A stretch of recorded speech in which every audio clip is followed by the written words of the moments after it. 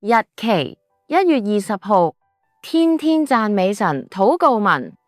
聖經經文：我若不紀念你，若不睇耶路撒冷過於我所最喜樂嘅，情願我嘅舌頭貼於上膛。詩篇137篇6節。哈利路亞，讚美主，因你係叫死人復活嘅永生上帝，耶路撒冷嘅主，耶路撒冷係你所喜愛嘅，願耶路撒冷得平安直到永遠，愛你嘅人必然興旺。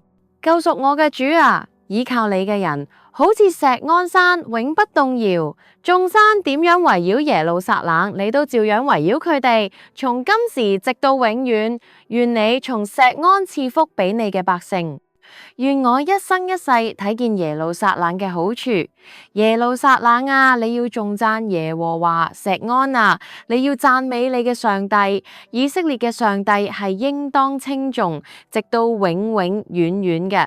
全能嘅父上帝啊，尊大、能力、榮耀、強盛、威嚴都係你噶，凡天上地下嘅都係你噶，國度都係你噶，且你為至高，為萬有之首，豐富尊榮都從你而嚟，你都治理萬物。